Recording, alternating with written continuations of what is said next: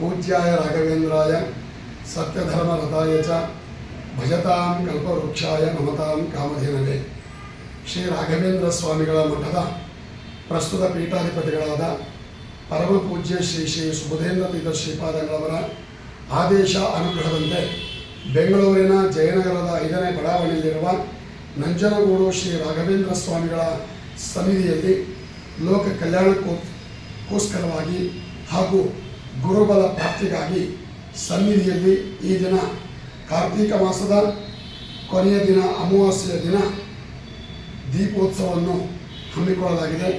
ಈ ದೀಪೋತ್ಸವಕ್ಕೆ ಸಹಸ್ರಾರು ಭಕ್ತರು ಸನ್ನಿಧಿಗೆ ಆಗಮಿಸಿ ದೀಪಗಳನ್ನು ಬೆಳಗಿಸಿ ರಾಘವೇಂದ್ರ ಸ್ವಾಮಿಗಳವರ ಅನುಗ್ರಹಕ್ಕೆ ಪಾತ್ರರಾಗ್ತಾ ಇದ್ದಾರೆ. ಈ ಒಂದು ಅಚ್ಚುಕಟ್ಟಾದ ವ್ಯವಸ್ಥೆಯನ್ನು ಶ್ರೀಮಠದ ಹಿರಿಯ ವ್ಯವಸ್ಥಾಪಕರಿರತಕ್ಕಂತಹ ಆರ್ ಕೆ ವಾದೀಂದ್ರಾಚಾರ್ಯರ ನೇತೃತ್ವದಲ್ಲಿ ನೆರವೇರುತ್ತಾ ಇದೆ. ರಾಘವೇಂದ್ರ ಸ್ವಾಮಿಗಳ ಸನ್ನಿಧಿಯಲ್ಲಿ ದೀಪಗಳನ್ನು ಬೆಳಗಿಸಿದರೆ ನಮಗೇನು ಪ್ರಯೋಜನ, ನಮಗೇನು ಲಾಭ ಅಂತಂದರೆ, ಮೂಕೋಪಿ ಯತ್ಪ್ರಸಾದೇನ ಮುಕುಂದ ಶಯನಾಯತೆ ರಾಜರಾಜಾಯತೆ ರಿಕ್ತೋ ರಾಘವೇಂದ್ರಂ ತಮಾಶೆ ಪೂಜ್ಯಾಯ ರಾಘವೇಂದ್ರಾಯ ಸತ್ಯಧರ್ಮರತಾಯ ಚ ಭಜತಾಂ ಕಲ್ಪವೃಕ್ಷಾಯ ನಮತಾಂ ಕಾಮಧೇನವೇ. ರಾಘವೇಂದ್ರ ಸ್ವಾಮಿಗಳವರನ್ನು ಯಾರು ಭಕ್ತಿಯಿಂದ ಶ್ರದ್ಧೆಯಿಂದ ನಂಬಿಕೆ ಇಟ್ಟುಕೊಂಡವರನ್ನು ಭಜಿಸ್ತಾರೋ ಖಂಡಿತವಾಗಿ ಅವರ ಮನಸ್ಸಿನ ಎಲ್ಲ ಅಭೀಷ್ಟಗಳನ್ನು ಈಡೇರಿಸ್ತಾರೆ. ಇದಕ್ಕೆ ಸಂಶಯವಿಲ್ಲ. ಒಬ್ಬ ಮೂಕನೂ ಕೂಡ ವಾಕ್ಚಾತುರ್ಯ ಉಳ್ಳವನಾಗ್ತಾನೆ, ದರಿದ್ರನೂ ಕೂಡ ಶ್ರೀಮಂತನಾಗ್ತಾನೆ. ಕಷ್ಟ ಕಾರ್ಪಣ್ಯಗಳು ಬಂದಿದ್ದರೆ ಅವೆಲ್ಲವನ್ನು ಪರಿಹಾರ ಮಾಡಿಕೊಟ್ಟು ಧನಿಕನನ್ನಾಗಿ ಮಾಡುತ್ತಾರೆ.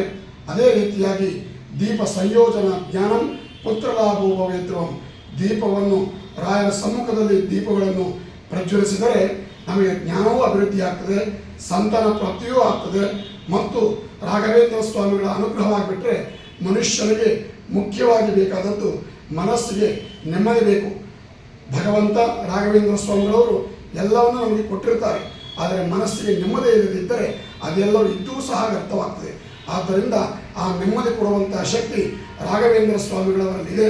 ಭಗವಂತ ರಾಘವೇಂದ್ರ ಸ್ವಾಮಿಗಳವರ ಮುಖಾಂತರ ನಮ್ಮ ಎಲ್ಲ ಭಕ್ತರಿಗೂ ಮನಸ್ಸಿಗೆ ನೆಮ್ಮದಿ ಕೊಡಲಿ, ಅವರ ಕಷ್ಟ ಕಾರ್ಪಣ್ಯಗಳನ್ನು ದೂರ ಮಾಡಲಿ ಎಂಬುದಾಗಿ ಈ ಮೂಲಕ ಗುರುರಾಯರಲ್ಲಿ ತಮ್ಮೆಲ್ಲರ ಮೂಲಕ ಪ್ರಾರ್ಥನೆ ಮಾಡಿಕೊಳ್ತಾ ಇದ್ದೇನೆ.